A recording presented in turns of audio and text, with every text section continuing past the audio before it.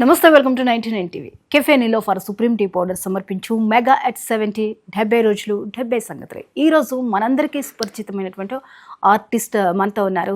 తెలుగు, తమిళ్, కన్నడ చిత్రాల్లో, హిందీ ఇండస్ట్రీస్లో తనకంటూ ఒక ప్రత్యేకతను చాటుకున్నటువంటి ఆర్టిస్ట్.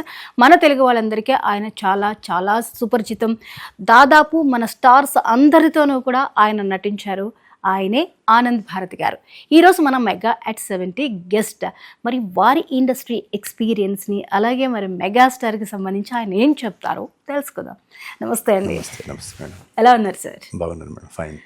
దగ్గర 20 years దాటిపోయిందా సార్? 25 years అయింది మేడం. 2000లో వచ్చాము. 2000లో వచ్చారు. 25 years. 250 above movies. మీ లిస్ట్లో చాలా ఉన్నాయి సార్ సినిమాలు. చాలా మంది బెస్ట్ స్టార్స్తో మీరు వర్క్ చేశారు. సినిమా ఇండస్ట్రీలో ఇంత సుదీర్ఘ ప్రయాణంలో మీ జర్నీలో అప్ అండ్ డౌన్స్ చూసారా? అప్ అండ్ డౌన్ మామూలే, కామన్ ఫర్ ఆల్, అందరికీ మామూలే అండి ఇక్కడ అప్ అండ్ డౌన్స్. ఎంత పెద్ద ఆర్టిస్ట్ అయినా, ఎంత చిన్న ఆర్టిస్ట్ అయినా ఆ అప్ అండ్ డౌన్ అనేది ఉంటుంది. మీరు ఎవరు ఇంటర్వ్యూ తీసుకున్నా, ఈవెన్ మెగాస్టార్ చిరంజీవి గారి లైఫ్లో కూడా అప్ అండ్ డౌన్స్ వచ్చి ఉంటుంది, వచ్చింది కూడా. మనం చాలాసార్లు విన్నాము ఇంటర్వ్యూస్లో. అసలు కామన్.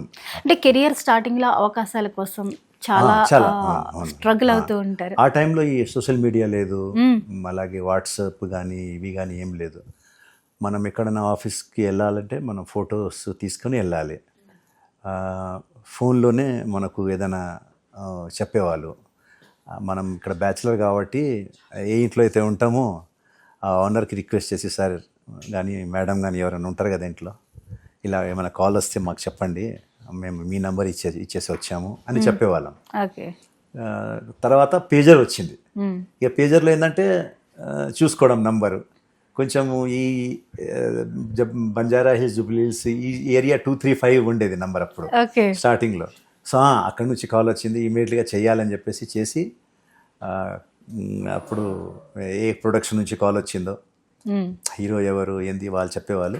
సో అలా వెళ్ళి మళ్ళీ వాళ్ళు కలవడం, డైరెక్టర్స్ని, వాళ్ళు మనకు క్యారెక్టర్స్ ఇవ్వడం. అలా ఒక లాంగ్ ప్రయాణంలో ఈ ఫోన్ నుంచి పేజర్ నుంచి ఇప్పుడు మనం ఆ మొబైల్స్ కూడా చూసాము. పెద్ద దాంట్లో ఇన్కమింగ్ 12 రూపీస్, అవుట్ గోయింగ్ దగ్గర నుంచి చూసాము. ఇప్పుడు అంటే ఇప్పుడు ఆర్టిస్ట్కు ఈజీగా ఉందండి ఏదైనా కూడా.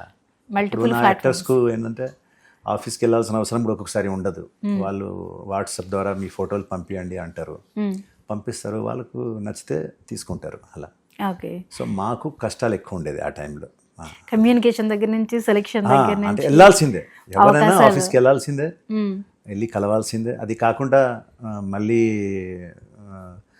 షూటింగ్ ఉంటే ఓకే, లేని టైంలో మళ్ళీ ఏ డైరెక్టర్స్ స్టార్ట్ చేస్తున్నారు, ఏ ప్రొడక్షన్ స్టార్ట్ అవుతుంది, దాంట్లో వెళ్ళి కలవడం అంటే మామూలే కదా, కంపల్సరీ కలవాలి. సో దాన్ని కూడా మళ్ళీ లాంగ్ ఎక్కడ ఉంటాము అక్కడ నుంచి రావాలి, కలవాలి. ఒకటి కాకుండా 2 సార్లు 3 సార్లు కూడా కలుస్తాము. సో ఇలా. కానీ అవన్నీ మనం దానికి ఎప్పుడు కూడా ఒక కష్టాలుగా తీసుకోలేదండి. అంటే మీరు అడుగుతున్నారు కాబట్టి కష్టాలు, కానీ అవి కష్టాలు ఏమి కాదు. అది మనం ఇంట్రెస్ట్తో చేస్తాం కాబట్టి, ఇంట్రెస్ట్తో ఏం చేసినా మనకు పెద్ద బరువు అనిపించదు. అది ఒక స్టార్కి ఇంత జర్నీ అనేది చాలా కష్టం. అలాంటిది మీరు 4 లాంగ్వేజెస్లోనూ మిమ్మల్ని మీరు ప్రూవ్ చేసుకున్నారు. అది మీకు ఎలా సాధ్యమైంది? అది సాధ్యం అంటే ఇక్కడ తెలుగులో ఉన్నప్పుడే 2-3 కన్నడ చేశాను, తమిళ్లో 1-2 చేశాను. మ్యాక్సిమంగా తెలుగు మూవీస్ ఎక్కువ, ప్లస్ హిందీలో ఒక 4-5 మూవీస్ చేశాను. సో ఏదైనా ఇక్కడ ఉన్నప్పుడు వచ్చేదే. మన ఇక్కడ డైరెక్టర్స్ ఉంటారు కదా, ఇక్కడ డైరెక్టర్స్ కూడా చాలా మంది హిందీ తీస్తుంటారు. సో వాళ్ళ దాంట్లో చేయడమే. మనం దానికోసం స్పెషల్గా తమిళనాడుకి వెళ్ళడమో కేరళకి వెళ్ళడం అట్లా వెళ్ళలేదు. ఆ డైరెక్టర్స్ ఇక్కడ ఏమైనా చేస్తే ఆ మూవీస్ కన్నడలో చేసినా అలా కన్నడలో చేసాం, కన్నడిగానే చేశాను. అలాగే తమిళ్లో అంతకుముందు లాంగ్ బ్యాక్ చేసాము, ఇప్పుడు ఈ మధ్యలో చేయలేదు. తెలుగు, హిందీలో కూడా ఒక 5-6 మూవీస్ చేశాను. ఓకే. అంటే అప్పటి స్టార్తోనూ మీరు వర్క్ చేశారు. ఇప్పుడు జనరేషన్ మీరు దాదాపు ఒక 2 generations చూసుంటారా? చూసాం. అంటే ఒక చేంజ్, మీరు ఇండస్ట్రీకి వచ్చినప్పుడు ఉన్నటువంటి ఇండస్ట్రీ, ఇప్పుడు ఉన్నటువంటి ఇండస్ట్రీ ఏంటి సార్ చేంజ్, మార్పు ఏం చూసారు? మార్పు ఏంటంటే మన ఇండస్ట్రీ మేము ఉన్నప్పుడు చాలా చిన్నది. అంటే ఒక రీజనల్గా ఉండేది. ఓన్లీ తెలుగు అనేది ఓన్లీ రీజనల్ వరకే. ఎట్లా అంటే బెంగాలీ మూవీస్ ఎట్లనో, తమిళ్ ఎలాగో, కన్నడ ఎలాగో, మలయాళం ఎలాగో, మన తెలుగు ఇండస్ట్రీ కూడా ఒక తెలుగు ఇండస్ట్రీ హిందీ వాళ్ళైతే దీన్ని మద్రాస్ ఇండస్ట్రీ అనేవాళ్ళు, తెలుగు అనేవాళ్ళు కూడా కాదు. కానీ మన దగ్గర కొందరు డైరెక్టర్స్ వచ్చి ఈ మన తెలుగు ఫిల్మ్ ఇండస్ట్రీని ఇంటర్నేషనల్ రేంజ్కి తీసుకెళ్లారు. ఎవరు మన దాన్ని ఫస్ట్ చెప్పాలంటే రాజమౌళి గారు, ఫాదర్ ఆఫ్ అది చెప్పాలి. అంటే ఒక తెలుగు చలనచిత్రానికి ఒక గౌరవం తెచ్చారు ఆయన ఓవరాల్ వరల్డ్లో. ఈరోజు మీకు జేమ్స్ కెమెరూన్ దగ్గర నుంచి ఇంగ్లీష్ డైరెక్టర్స్ ఎవరైతే ఉన్నారో వాళ్ళంతా రాజమౌళి గారితో మాట్లాడడం, వాళ్ళతో ఇంటర్వ్యూస్ అన్ని చూస్తూ ఉన్నాం మనం. తెలుగు ఇండస్ట్రీ సో మాట్లాడుకుంటున్నారు. ఇంత చిన్న రీజనల్ మూవీ అంటే రీజనల్ తెలుగు ఈరోజు ప్రపంచవ్యాప్తంగా పేరు చెందిందంటే అది మన తెలుగు ఇండస్ట్రీలో ఉన్న డైరెక్టర్స్ ప్లస్ హీరోస్ ఒక సత్తా, వాళ్ళ ఒక స్ట్రెంగ్త్ అనుకోండి. అది మమ్మల్ని అంత దాకా తీసుకెళ్ళింది. అంటే వాళ్ళు ఉన్న టాలెంట్.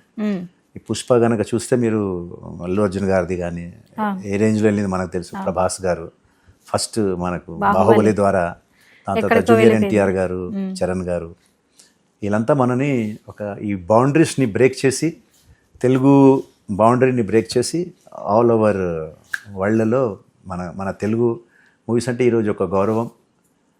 నార్త్లో కూడా మీకు తెలుగు మూవీస్ని డబ్ చేస్తే హిందీలో కూడా వాళ్ళు చాలా ఇంట్రెస్ట్గా చూస్తారు మన మూవీస్.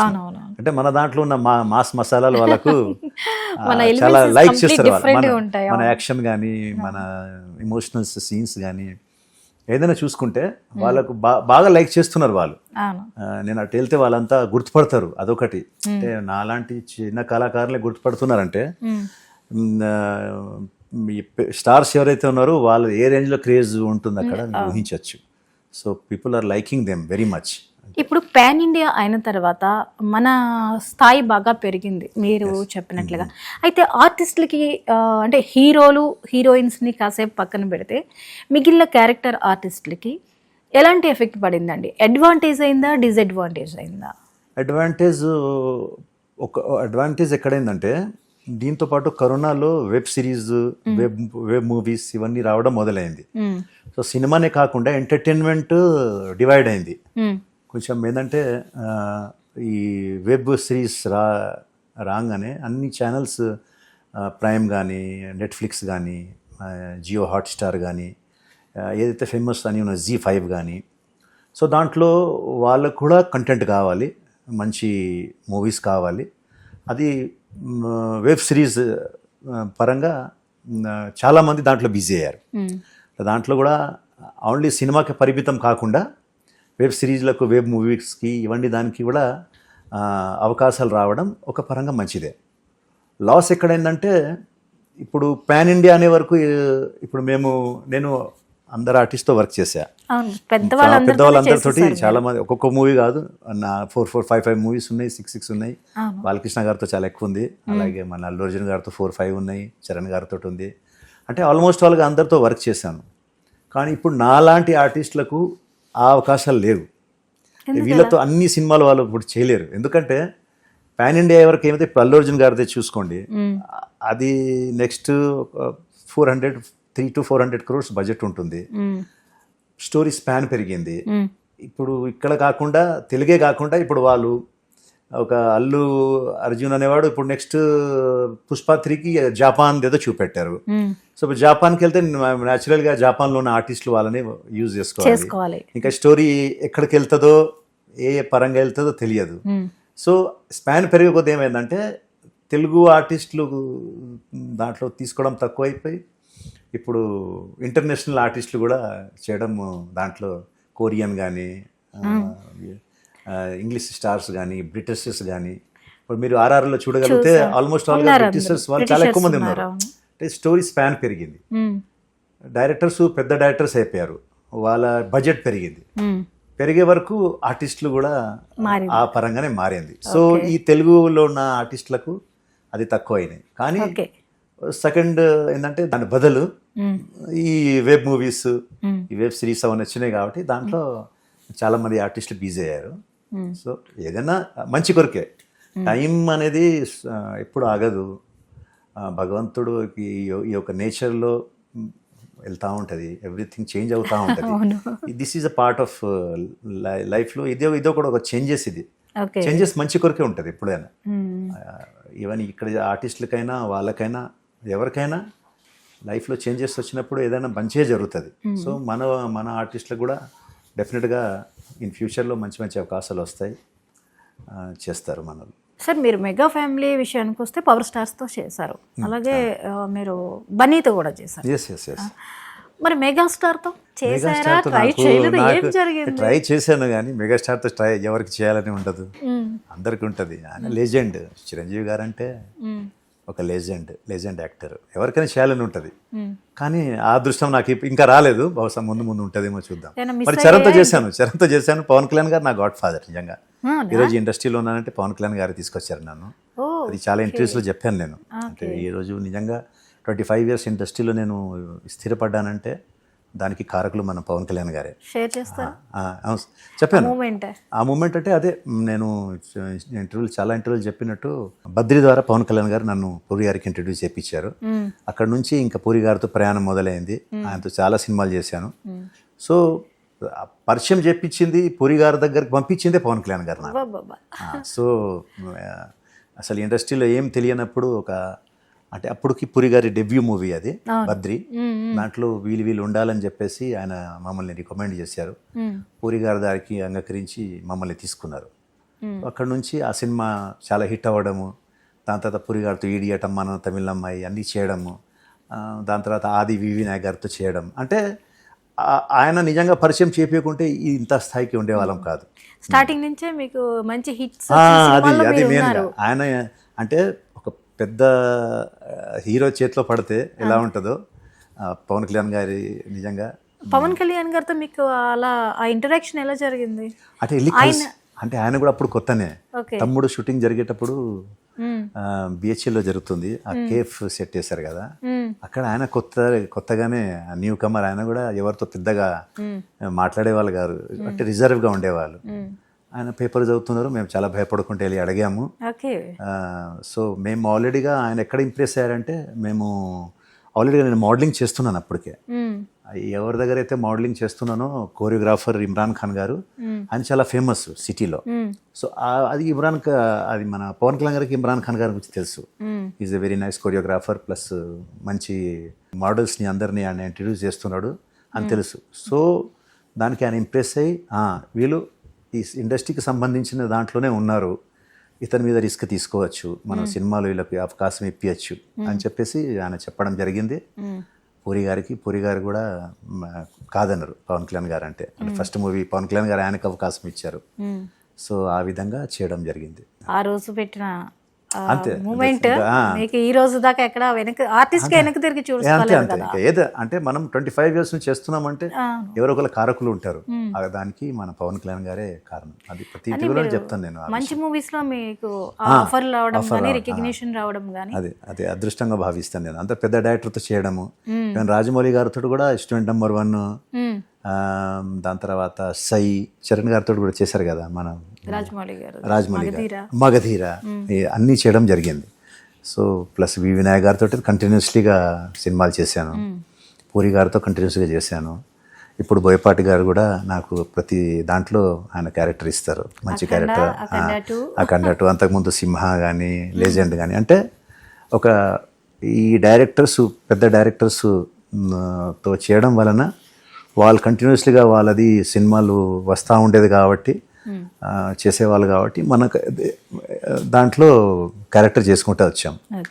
మీరు నటనలో ఇంత జర్నీ చేశారు, మీ మీద ఎప్పుడైనా మెగాస్టార్ ఇన్ఫ్లుయెన్స్ అలాంటిది ఏమైనా ఉందా? లేదు, అంటే మెగాస్టార్ గారంటే అందరూ అభిమానిస్తారు, ఆయనతోటి చేయాలని మాకు ఉంటుంది. కానీ ఆ డైరెక్టర్స్ ఎవరైతే చేస్తారో వాళ్ళు మనల్ని తీసుకోవాలి కదా. అంటే వాళ్ళకు ఆనంద్ ఈ పర్టికులర్ క్యారెక్టర్కి సెట్ అవుతాడు అంటే మెగాస్టార్తో చేసే అదృష్టం ఇంకా రాలేదు. చూద్దాం ముందు ఎవరైనా నెక్స్ట్ వచ్చే డైరెక్టర్స్ ఏమైనా తీసుకుంటారేమో చూద్దాం. మెగాస్టార్లో మీకు నచ్చేది ఏంటి? మీరు ఆయన ఏ సినిమాని మీరు మర్చిపోలేనంతగా ఇష్టపడే సినిమా ఏంటి? మెగాస్టార్ గురించి నిజంగా మనం చాలా చిన్నోళ్ళం ఆయన గురించి చెప్పాలంటే. నిజంగా అంటే ఏ సినిమా ఆయన బాగా చేశాడు, ఏ సినిమా చిన్న సినిమా పెద్ద సినిమా అని లేదు. మెగాస్టార్ గారిది మీరు ఏ సినిమా తీసుకున్నా మెగానే. ఫ్రమ్ ద బిగినింగ్ కూడా మీకు ప్రతి ఒక్క సినిమా ఆయనది బ్లాక్ బస్టర్సే ఉన్నాయి. అవును. ఆయన జర్నీలో నిజంగా అంటే ఇలాంటి వాళ్ళు మళ్ళీ రారేమో అనిపిస్తుంది నాకు. కరెక్ట్. ఏ విధంగా చెప్తున్నానంటే, మీకు తమిళ్లో రజనీకాంత్ గారు, హిందీలో అమితాబ్ బచ్చన్ గారు, అండ్ తెలుగులో చిరంజీవి గారు, అక్కడ రాజ్ కుమార్ గారు ఉండే కన్నడలో. సో మళ్ళీ నాకు తెలిసిన వరకు ఈ చిరంజీవి గారు లాగా ఎవరు రారండి. అంతే, దట్స్ లాస్ట్. అంటే ఫిలిం ఇండస్ట్రీకు లాస్ట్ మెగాస్టార్ చెప్తున్నాను. ఎందుకంటే ఇప్పుడు ఉన్న పరిస్థితిలో వారానికి చేంజ్ అవుతా ఉంది. 1 వీక్లోనే కలెక్షన్స్ వచ్చేస్తాయి మూవీది. ఏ సినిమాకైతే ఎక్కువ కలెక్షన్స్ వస్తుందో అతనే స్టార్. అంటే ప్రస్తుతము ఇతంది బాగా ఈ సినిమా 2,000 కోట్లు వసూలు చేసింది అంటే ఆ టైం కల్లా అతను స్టార్. మళ్ళీ నెక్స్ట్ ఇంకో హీరోది రాగానే మళ్ళీ నెక్స్ట్ వీక్ మారిపోద్ది, మళ్ళీ ఇంకో వీక్ మారిపోద్ది. అంటే ఇప్పుడు వాళ్ళు లేరు ఇంకా. అంటే వాళ్ళు దే ఆర్ స్టార్స్ లేదని కాదు, కానీ మెగా స్టార్ అనేవాళ్ళు అంటే ఈ మళ్ళీ రారు. అంటే 40 to 50 years ఆల్మోస్ట్ నాకు తెలిసిన 40 years అయితే వీళ్ళు సినిమా ఇండస్ట్రీ మీద రాజ్యం చేశారు. మన రజనీకాంత్ గారు అయితే 50 years. నిన్న అందరూ అతను నియర్లీ ఉంటారు. మన రజనీకాంత్ గారు అంటే రజనీకాంత్ గారు ఎక్కడ ఎట్లను తెలుగులో మన మెగాస్టార్ చిరంజీవి గారిని అందుకోవడం కష్టం ఎవరైనా కానీ. అంటే నేను ఫ్రాంక్లీగా చెప్తున్నాను, ఇప్పుడున్న హీరోలు ఎవరు కూడా ఇంకా ఆ స్థాయికి అన్ని సంవత్సరాలు హిట్స్ వచ్చినా దాన్ని మెయింటైన్ చేయడం. అవును, ఎస్ కరెక్ట్.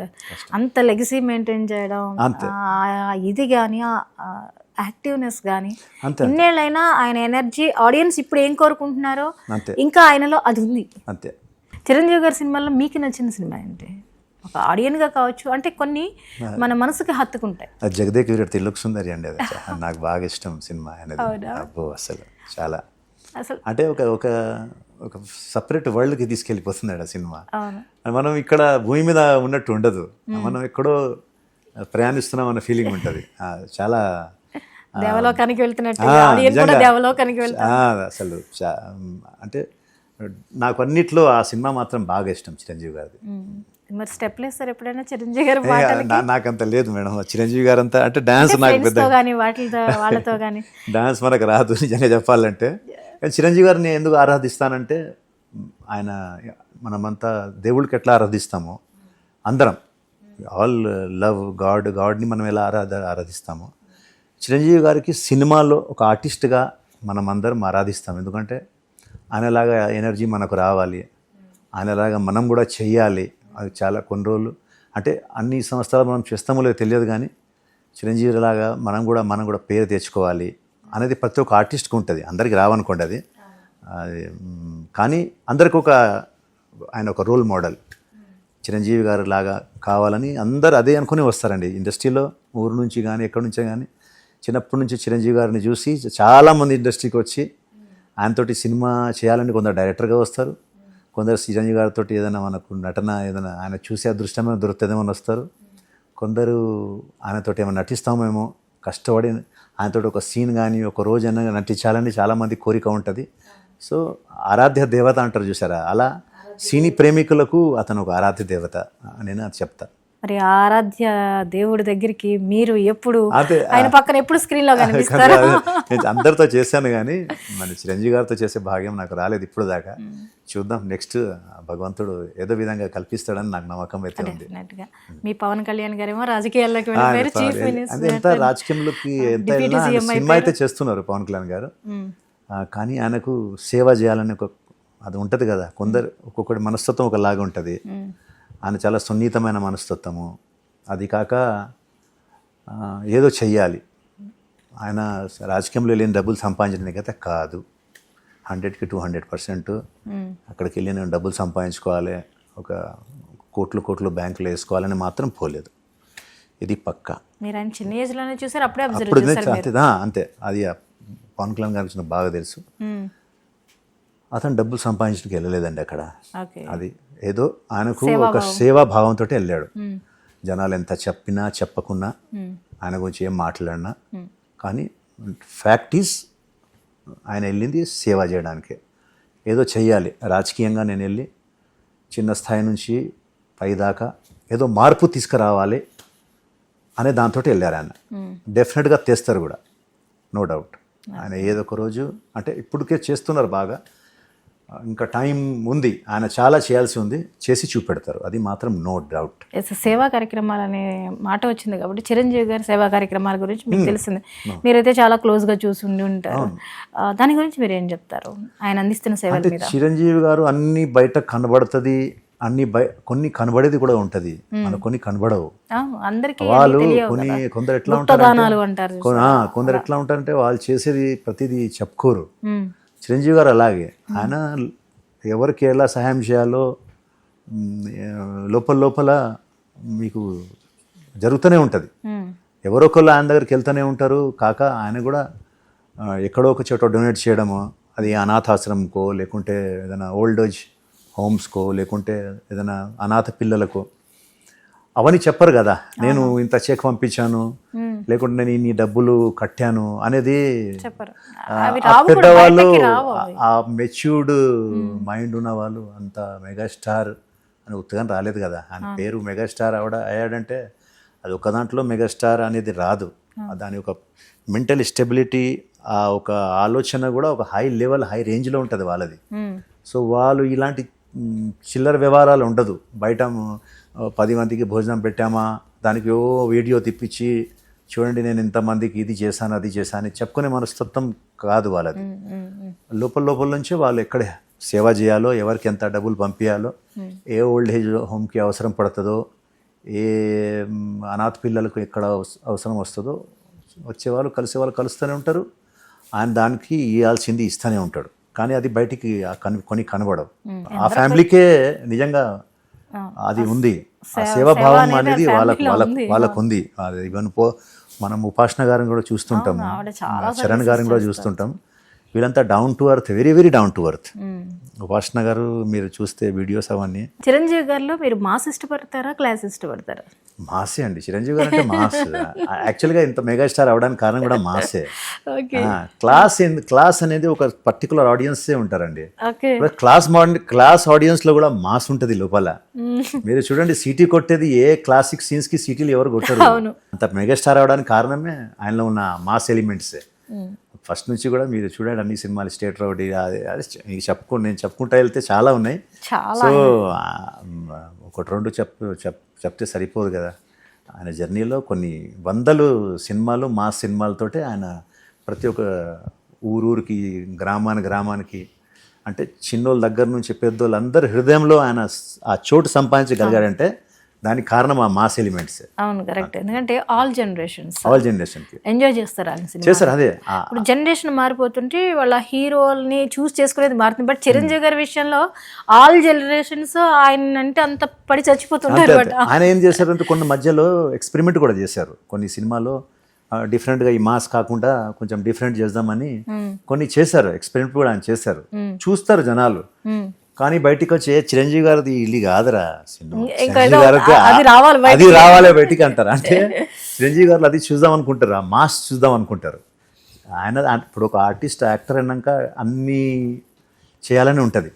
మనం అన్ని క్యారెక్టర్స్ చేయాలి, మాసే కాకుండా కొంచెం క్లాస్గా కానీ కొంచెం డిఫరెంట్గా చేసి మనం ప్రూవ్ చేయాలని ప్రతి ఒక్క యాక్టర్కి ఉంటుంది. ఆయన ఆ దాంట్లో ప్రూవ్ కూడా చేసుకున్నారు. చైన్ క్యారెక్టర్ ఏం లేదు, కానీ జనాలకు మాత్రం ఆయన మాస్ ఇదే ఇష్టం. అది మీరు కొత్తగా ఎలాగైనా చూడాలనుకుంటున్నారా చిరంజీవి గారు? ఇంకా చిరంజీవి గారిని కొత్తగా చూసేది మనది ఇంకేం లేదు, నాకు తెలిసిన వరకు అన్ని చేసేసారు ఆయన. ప్రతి సినిమాలోనూ ఇది ఉంటుంది. ఫస్ట్ డే ఆయనకు అదే భయం ఉంటుందట. ఎందుకంటే ఫస్ట్ డే షూటింగ్ చేసేటప్పుడు ఆయనకు నేను న్యూ ఆర్టిస్టులు, నాకన్నా టాలెంటెడ్ ఆర్టిస్టులు ఉన్నారు కదా అని చెప్తాడు ఆయన. అంటే ఎవరైనా కొత్త ఆర్టిస్ట్తో చేస్తే నేను చాలా మీ అందరికన్నా సీనియర్, నేను చేసేది వేదం అని ఆయన ఎప్పుడు అనలేదు అమితాబ్ బచ్చన్ గారు.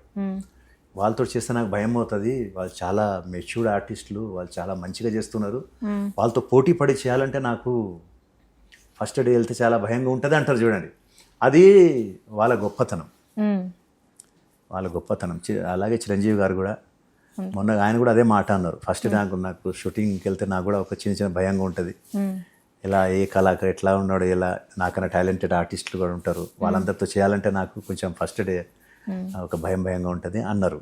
అంటే వాళ్ళలో ఎంత పెద్ద కళాకారుడు ఉన్నా వాళ్ళకి ఎక్కడో ఒక చోట మన ముందు ఆర్టిస్టుతో పోటీ పడి చేయాలి, మంచిగా చేయాలని వాళ్ళకి ఇంకా ఇన్ని సినిమాలు చేసిన తర్వాత ఉంది చూసారా, అదే వాళ్ళని ఇంత పెద్ద మెగాస్టార్ని చేసింది.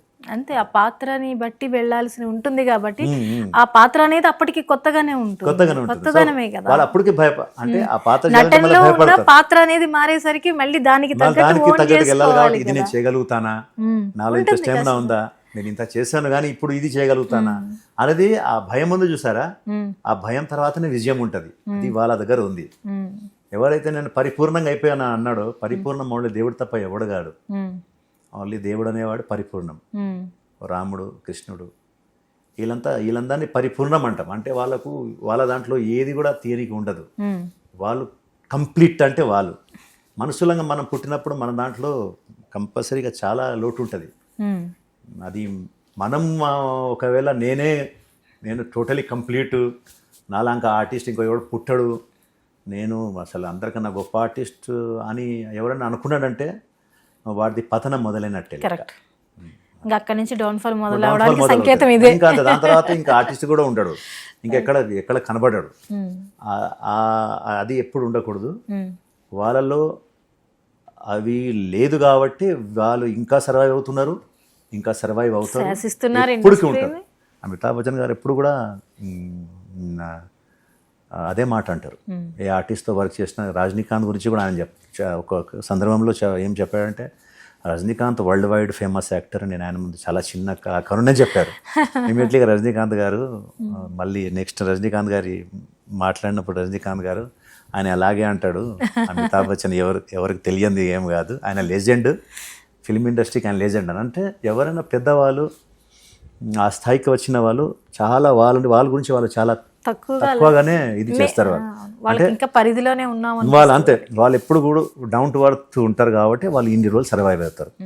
ప్రతి మన ఆర్టిస్టులు కూడా సినిమా ఇండస్ట్రీలో ఉన్న ఇప్పుడు డైరెక్టర్స్ కానీ ఆర్టిస్ట్ కానీ ఎవరైతే ఉన్నారో వాళ్ళు అది గమనించాలి.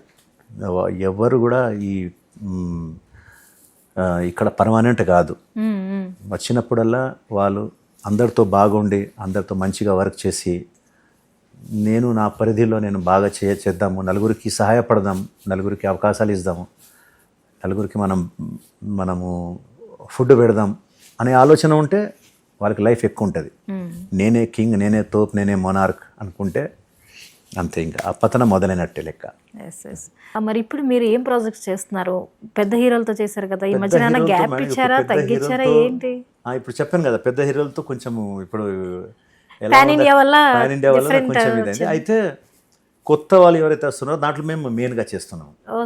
అది మనకు ఆర్టిస్ట్గా మళ్ళీ మంచి మనకు ప్లస్. ఇప్పుడు నేను ఒక ఆర్టిస్ట్గా వాళ్ళతోటే చెయ్యాలని లేదు, వాళ్ళతో చాలా చేసేసాను.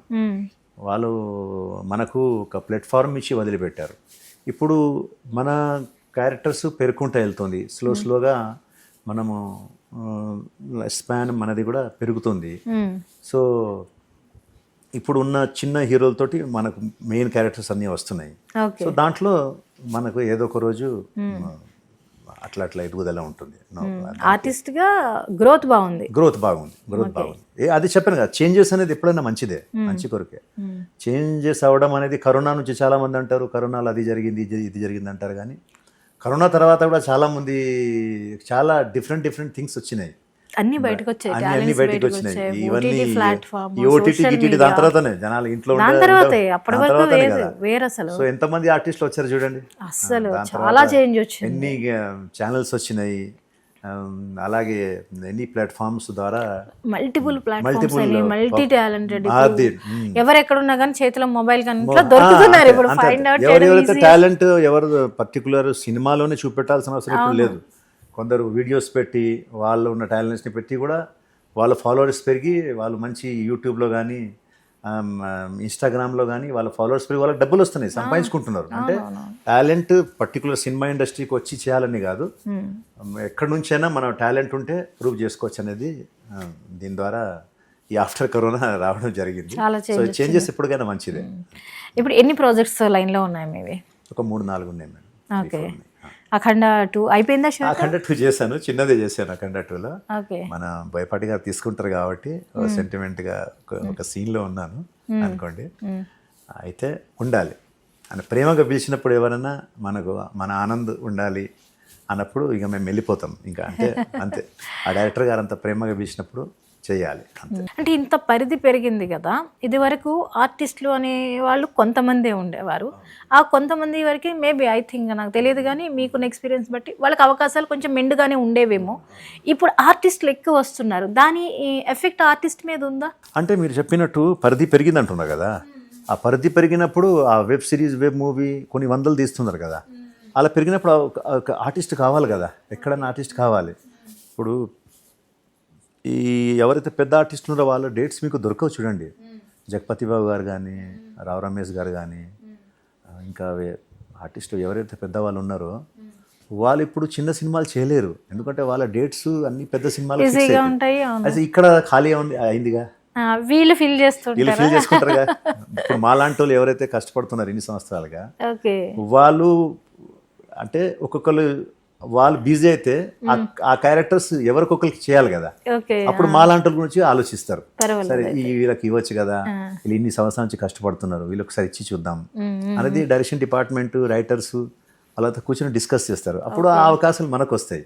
మనం వెళ్ళినప్పుడు మన ప్లేస్ ఇంకోటి ఖాళీ అవుతుంది, అది బ్యాక్ నుంచి కొత్తోడు వస్తాడు, వాడు వస్తాడు. సో షేర్ అవుతుంది మొత్తానికి. అది ఓకే, అది తగ్గే కంటే కూడా షేరింగ్ ఎక్స్పాండేషన్ పెరిగింది అన్నమాట, ఎక్స్పాన్షన్ అయింది. మీకు ఈ ప్రపంచం అనేది షేక్స్పియర్ గారు చెప్పినట్టు భగవంతుడు ఒకటే డైరెక్టర్, మనమంతా మన చిన్న చిన్న ఆర్టిస్ట్లో ప్రతి ఒక్క ఆర్టిస్టే, ఎంత పెద్ద డైరెక్టర్ అయినా ఆర్టిస్టే. సో అతను మనకు ఒక క్యారెక్టర్ ఇస్తాడు, ఆ క్యారెక్టర్ మనం చేసుకోవాలి. అవన్నీ ఎక్కడి నుంచి సెట్ అవుతుంది. ఇది మనకు వచ్చింది, ఇది మనకు రాలేదు, ఇది నేను అక్కడ ఉండాల్సింది కదా, నేను ఇక్కడే ఉన్నాను ఏంటి, నేను అసలు మెగాస్టార్ చిరంజీవి కావాలి కదా, చాలా మంది అంటుంటారు. నేను అసలు చిరంజీవి గారి పోస్ట్లో ఉండాల్సింది, కానీ మన టైం బాగాలేక ఎట్లా ఉన్నా అంటే, నువ్వు చేసింది ఏం లేదు, నీ క్యారెక్టర్ ఇంతవరకే. ఆయన భగవంతుడు ఆయనకు మెగాస్టార్ చేయాలనుకున్నాడు, ఆయనకు మెగాస్టార్ చేశారు. నీ పొజిషన్ ఏదైతే ఉంటుందో నీకు అదే ఉంటుంది. ప్లస్ నీకు ముందు ఏదైతే నువ్వు అచీవ్ చేస్తావో అది కూడా అక్కడ నుంచి సిగ్నల్ వచ్చి ఇతనికి మన చెస్లో ఒక్కొక్క ముందు కదులుతుంటారు చూసారా, అలా ఒక్కొక్కసారి ఈ భటుడు ఉంటాడు కదా, ఈ భటుడు అనేవాడు ఆ దాంట్లో అపోజిట్ దాంట్లో లాస్ట్కి వెళ్తే మంత్రి అవుతాడు. మీకు ఎవరు అడ్డం లేకుండా, ఏం అడ్డం లేకుండా ఒక్కొక్కసారి ఈ భటుడు అనేవాడు లాస్ట్ దాంట్లో వెళ్ళిపోతే అతనికి ఆ పొజిషన్లో మంత్రి అయిపోతాడు. అప్పుడు వాడికి అన్ని దిక్కులు వెళ్ళే ఇది ఉంటుంది, ఛాన్సెస్ ఉంటుంది. అప్పుడు వాడు ఎవరికైనా అటాక్ చేయొచ్చు ఆ గేమ్లో. సో ఇక్కడ కూడా అంతే, మనము భటులం అనుకోవాలి, ఆ భగవంతుడు అనుకుంటే మన మంత్రి కూడా చేస్తాడు, అలా పెట్టేస్తాడు. అది అక్కడ అంత గాడ్ ఈజ్ డైరెక్టర్ అంతే, అతని చేతిలో మనం అంతా ఉన్నాము. మనకేం జరిగినా బాగా మంచిగా జరుగుతుంది అనుకోవాలి. మార్నింగ్ లేచేటప్పుడు దేవుడికి దండం పెట్టి మన కర్మ ఏదో మనం చేయాలి. మనం everybody has to do their కర్మ. మనం ఇప్పుడు ఇండస్ట్రీలో ఉన్నాము, ఇండస్ట్రీ కూడు తింటున్నాము. సో మనం ఇండస్ట్రీకి న్యాయం చేయాలి. న్యాయం చేయాలంటే మన పని మనం 100%గా చేయాలి. షిఫ్టింగ్లో 6 o'clock రమ్మంటే 6 o'clock వెళ్ళిపోవాలి. అక్కడికి వెళ్ళిన తర్వాత వాళ్ళు మనకు ఏది చెప్తారో డైరెక్టర్ గారికి ఒక గైడెన్స్లో మనం ఆయన ఏది చెప్తారో చేసుకుంటూ వెళ్ళాలి. అది మన ఇష్టం వచ్చినట్టు బిహేవ్ చేసే వాళ్ళకి ఇండస్ట్రీ కూడా సహించదు. ఏదో ఒక రోజు గట్టేస్తారు ఏదో విధంగా. క్రమశిక్షణలో ఉండి కరెక్ట్గా అందరితో మంచి బిహేవియర్ ఉండి మనలో కొంచెం టాలెంట్ తక్కువ ఉన్నా ఇండస్ట్రీలో సర్వైవ్ అవుతాం మనం. సో అవి పెట్టుకోవాలి. మన పని చేసుకుంటూ వెళ్తే everything will be fine, no problem. చాలా చక్కగా చెప్పారు. ఏంటంటే మనల్ని భగవంతుడు పంపించి ఈ క్యారెక్టర్ ప్లే చేసి వచ్చేసి కంపారిజన్ చాలా బాగా చెప్పారు తెలుసా మీరు. మనం ఏంటి అనేది బాగా క్లియర్గా చెప్పారు. అంతే కదా మేడం, చాలా బాగుంది. మరి ఆర్టిస్ట్గా చక్కటి ప్రయాణాన్ని కొనసాగిస్తున్నారు. వచ్చిన అవకాశాలు మీరు అందిపుచ్చుకుంటున్నారు. మీ మెగాస్టార్ అచీవ్మెంట్ ఏదైతే ఉందో నాకు తెలిసి మీ అచీవ్మెంట్ మెగాస్టార్తో చేయడమేనేమో. అంతే. ఒకటి మేడం, ఎవరికైనా ఒక కళ అనేది ఉంటుంది. కళ నిజం కావాలంటే మళ్ళీ అక్కడి నుంచి రావాల్సిందే సిగ్నల్. చూద్దాం ఆ మెగాస్టార్ గారితో ఆ భగవంతుడు ఎప్పుడైనా ఏదైనా చిన్న క్యారెక్టర్ కానీ ఆయనతో సోలోగా ఆయన ముందు మనకు వాడు ఎలాగన్నా పడాలి మనకి. పడాలి, ఒక చిన్న క్యారెక్టర్ని ఇప్పిస్తాడేమో చూడాలి. అది అదృష్టంగా భావిస్తా. 70 ఫస్ట్ స్టెప్ అనుకుందాం మెగాస్టార్ కి. అంతే, ఆయన ఇంకా చేస్తారు ముందు ముందు. ఆయనకి ఇంకా చాలా ఎనర్జీ ఉంది. ఆ ఎనర్జీ లెవెల్ ఇంకా నాకు తెలిసిన వరకు సాగుతూనే ఉంటుంది. సరే, ఈ ప్రయాణంలో మళ్ళీ ఆయనతోటి ఏమన్నా మనకు చేసే అదృష్టం దొరుకుతుందేమో చూద్దాం. డెఫినెట్గా దొరుకుతుంది సార్. మీ కోరిక అయితే తప్పకుండా నెరవేరాలని మేము కూడా కోరుకుంటున్నాం. మరి మెగాస్టార్కి మీరు శుభాకాంక్షలు చెప్పేస్తారా? అదే, హ్యాపీ బర్త్డే సార్. మీరు ఇలాంటి పుట్టినరోజు ఎన్నెన్నో చేసుకోవాలి భగవంతుని కోరుకుంటున్నా. God bless you. మీ ఆరోగ్యాలతో అష్టైశ్వర్యాలతో సంతోషంగా ఆనందంగా ఎప్పుడు ఉండాలని నేనే కాదు, ఈ Telugu, Telangana, Andhra, even total India, total world wide అందరూ మీరు మంచిగా ఉండాలని కోరుకుంటాం. మీరు ఆనందంగా సంతోషంగా ఉండాలని కోరుకుంటున్నాం. Thank you sir. మరి మెగాస్టార్తో త్వరలోనే మీరు ఆయన మూవీలో ఒక ఛాన్స్ కొట్టాలని మనస్ఫూర్తిగా కోరుకుంటున్నాం. అప్పుడు ఛాన్స్ కనుక కొట్టేస్తే మళ్ళీ వచ్చి మనం మాట్లాడుకోవాలి. Thank you so much Anand Bharati గారు. Thank you. సో చూసారు కదండి, మెగా ఎట్ 70లో ఆనంద్ భారతి గారు చాలా చక్కగా ఎన్నో విషయాలు మనతో షేర్ చేశారు కదా. ఇది ఇవాల్టి మెగా ఎట్ 70. మరో గెస్ట్తో మళ్ళీ కలుద్దాం. Keep watching 99 TV. నమస్తే.